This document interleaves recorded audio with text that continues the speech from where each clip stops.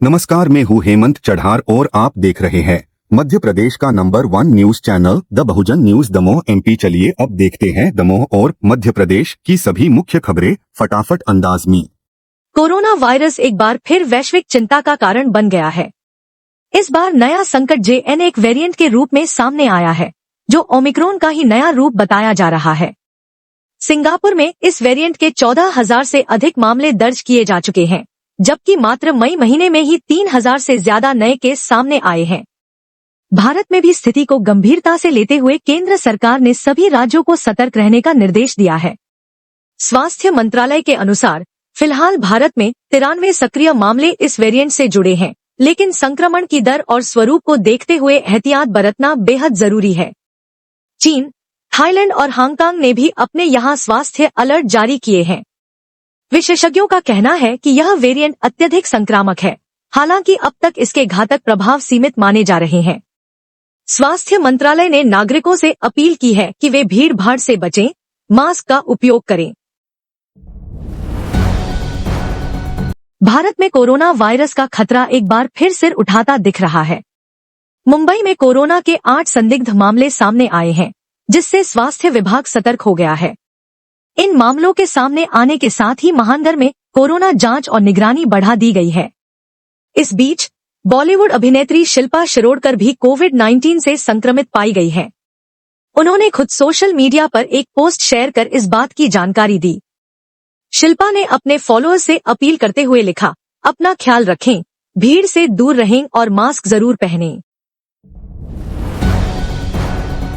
भारत सरकार ने बांग्लादेश से आने वाले माल पर नई पाबंदियां लगाते हुए बड़ा व्यापारिक कदम उठाया है। अब बांग्लादेश से सामान केवल 2 पोर्ट के जरिए ही भारत में प्रवेश कर पाएगा।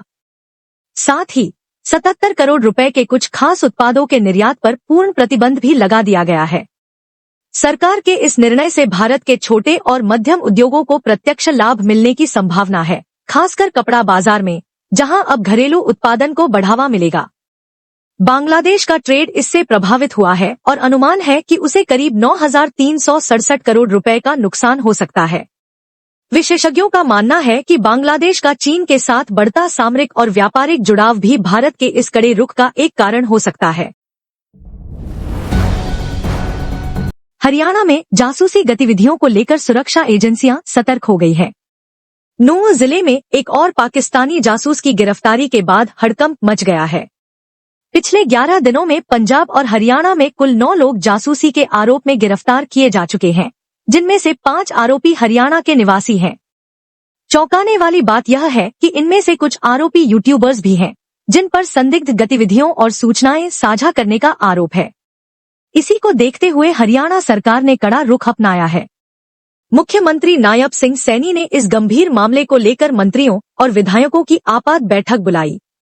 बैठक में निर्णय लिया गया कि जल्द ही यूट्यूब कंटेंट क्रिएटर्स के लिए सख्त नियम और गाइडलाइंस लागू की जाएंगी, ताकि देश विरोधी गतिविधियों पर रोक लगाई जा सके।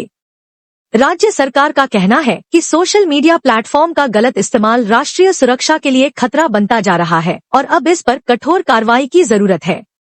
जांच एजेंसियां भी यूट्यूब चैनलों की निगरानी तेज कर चुकी हैं।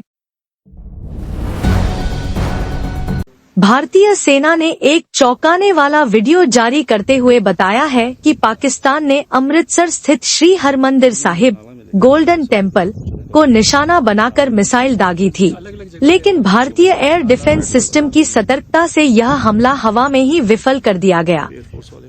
सेना द्वारा जारी किए गए वीडियो में इस हमले को ऑपरेशन सिंदूर के तहत विफल किए जाने की जानकारी दी गई है। यह वीडियो पाकिस्तान की साजिशों की पोल खोलता है और भारत की सुरक्षा प्रणाली की मजबूती का परिचय देता है। वहीं थल सेना प्रमुख लगातार सरहदी हालात की निगरानी कर रहे हैं। उन्होंने पिछले 5 दिनों में 5वीं बार बॉर्डर पोस्ट का दौरा कर सैनिकों की तैयारियों की समीक्षा की और हौसला बढ़ाया। सेना ने इस खुलासे को देश के सामने लाकर यह संदेश दिया है कि भारत की संप्रभुता और धार्मिक स्थलों की सुरक्षा के लिए कोई भी कीमत चुकाने से पीछे नहीं हटेगा। इस घटना के बाद सीमावर्ती इलाकों में सुरक्षा और भी कड़ी कर दी गई है।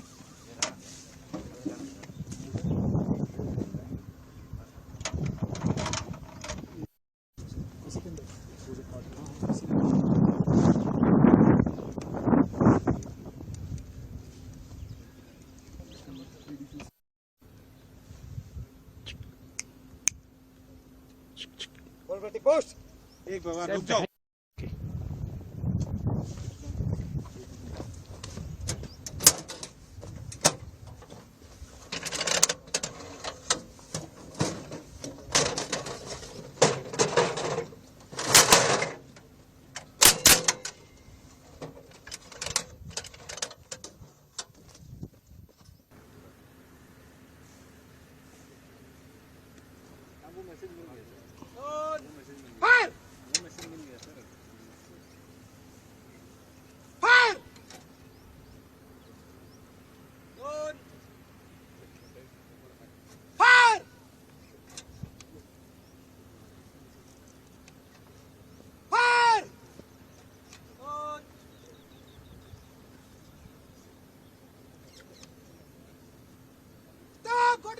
इस प्रश्न का उत्तर देने के लिए एक छोटी सी भूमिका अनिवार्य है।